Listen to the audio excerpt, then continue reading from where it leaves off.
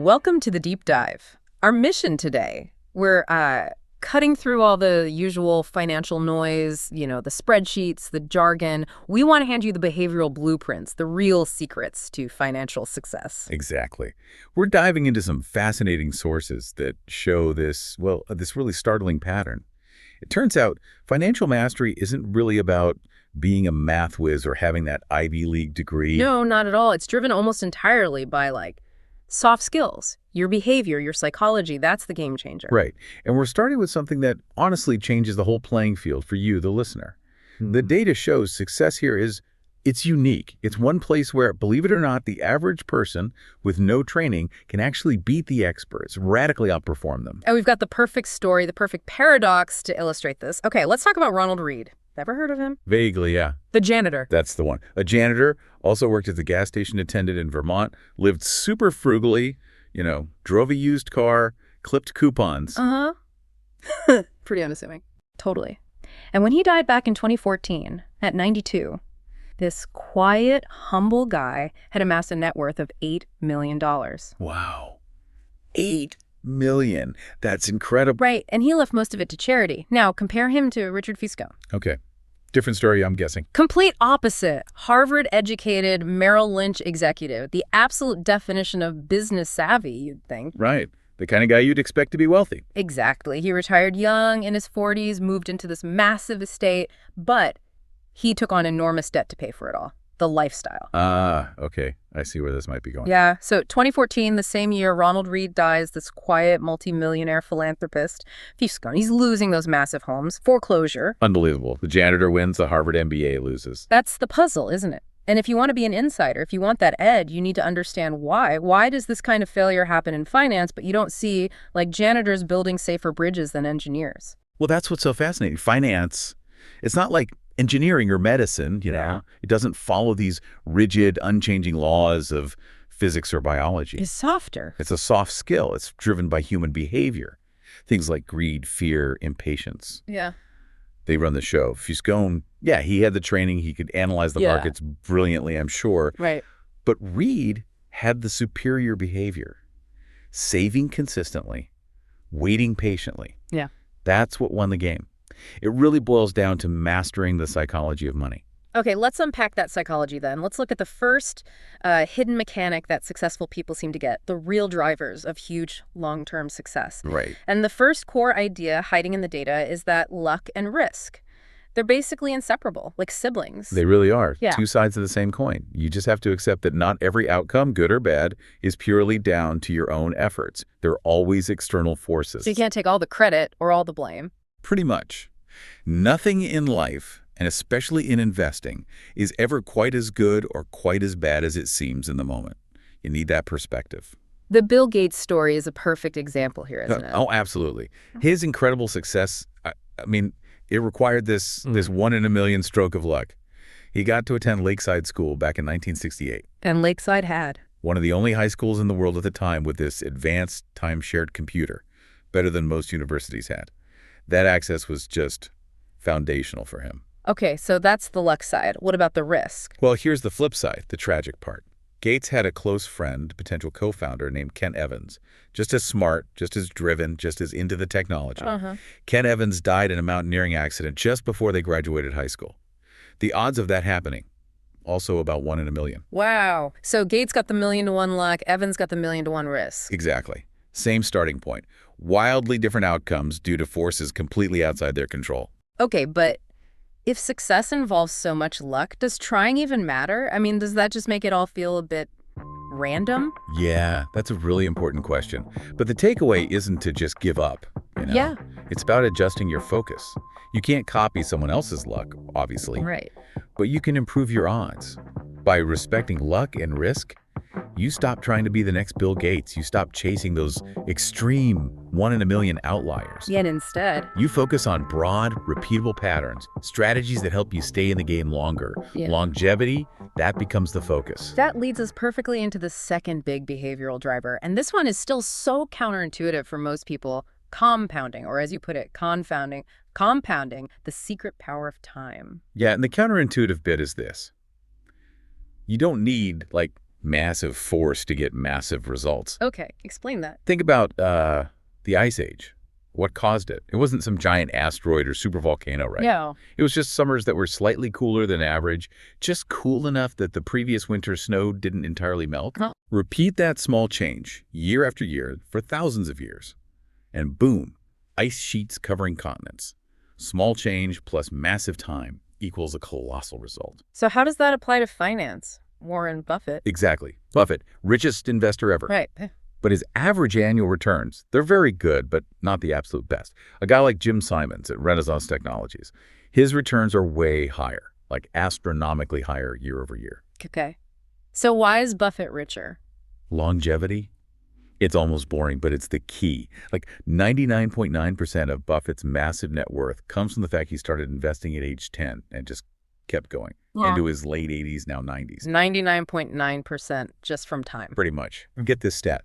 If Jim Simons, with his crazy high returns, had managed to do that for the same 70-plus years Buffett has, Simons' net worth would be billions. It'd be something like $63 quintillion. Yeah. It's a number that barely makes sense. That's wild. So focusing just on the annual return completely misses the point. It's the time, the sheer exponential growth. But if compounding is that powerful and conceptually simple, why do so many smart people miss it? Mess it up? Well, it goes back to how our brains are wired, Evolutionarily, we're built for linear thinking. Solve the immediate problem. 8 plus 8 plus 8. That makes sense. We need quick feedback. But not 8 times 8 times 8. Exactly. Exponential growth, 8 times 8, then times 8 again, it kind of short-circuits our intuition. There's no immediate payoff. It feels slow at first, and our lifespans are short. It's why people panic sell when the market dips. Because they can't visualize the long-term exponential reward. Yeah, they can't mentally grasp what waiting just another 5 or 10 years might actually mean. They react to the short-term linear pain. Okay, let's shift gears a bit. Let's look at the darker side. Why do people who actually achieve significant wealth sometimes, destroy themselves chasing even more? This trap of never feeling like you have enough. Yeah, this is crucial. Before we hit the extreme examples, just think about everyday life, right? Social comparison is everywhere. Instagram, keeping up with the Joneses. We're constantly moving our own goalposts based on what others have. And that temptation can ruin even the really successful people. Absolutely. We have a couple of really stark examples. Rajat Gupta, he was former head of McKinsey, sat on the board of Goldman Sachs, had a net worth of $100 million. Which is already an insane amount of money, life-changing wealth. Totally. Enough for anything you could ever need or want, multiple times over. But he was apparently desperate to be in the billionaire circle. So he risked the $100 million he had and needed. For billions he didn't have and didn't need.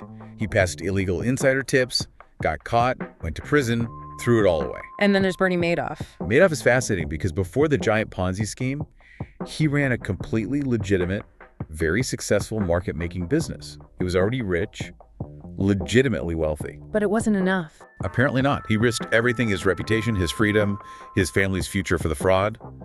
Again, risking what he had and needed for something he didn't. It really shows the hardest financial skill isn't earning it. It's getting the goalposts to stop moving. It's knowing what enough is for you. Exactly. Yeah. And that's so hard because, like we said, social comparison is a rigged game. Yeah. There's always someone richer. The millionaire athlete compares himself to the guy with the max contract. Who compares himself to the team owner. Who compares himself to the hedge fund managers. Who compare themselves to Jeff Bezos or whoever's in the top that week. The ceiling is basically infinite. You are psychologically guaranteed to lose the comparison battle if you engage in it. So the only way to win is not to play. Pretty much. Don't fight it. Which leads us to another key idea. Real wealth is often what you don't see. The man in the car paradox. Explain that one. Okay, so you see someone drive past in a really fancy, expensive sports car. A Ferrari, maybe? Uh-huh. What's your first thought? Is it, wow, that driver must be so cool and successful? Probably not.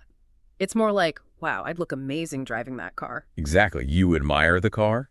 You project yourself onto the object. You don't actually admire the owner much, if at all. We admire the possession, not the person. But the problem is we often judge other people's success, and even our own, by those visible things. The big house, the fancy car, the vacation photos. Right. But that visible stuff, that richness, often just proves the owner has, say, $200,000 less in the bank than they did before they bought the car, or $200,000 more debt. So let's define the difference clearly. Rich versus wealthy. Okay. Rich is visible. Current income. It's a high salary that lets you make the payments on luxury goods. You can see it. Okay.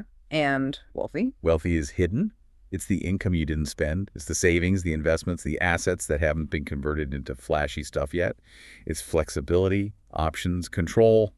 Wealth is what you don't see. And that flexibility, that control, that brings us to maybe the ultimate point. The highest dividend money can actually pay. Yes.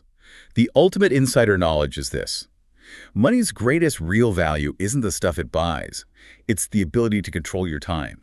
It's freedom, independence, autonomy. Yeah. There's this great story about an entrepreneur. He was making decent money, but his life really changed when he just managed to save up $12,000. 12 grand. That doesn't sound like a huge amount in the grand scheme of things. No, but for him, it was everything. He said once he had that cushion, that safety net, he felt free. He could quit the job he hated. He could pick up some small gigs, playing music to cover rent, knowing he had that runway. So the real benefit of money, the life-changing part, happened way before he got actually rich. Exactly. It happened the moment he gained control over his time, his choices. That freedom at age 22 was, in many ways, more valuable than the fortune he eventually made selling his company years later. The biggest impact was the initial independence. That shift, focusing on invisible freedom instead of visible luxury, leads us right into the final section. The strategic advantage, the truly wealthy use, not just to get rich, but to stay rich. Right.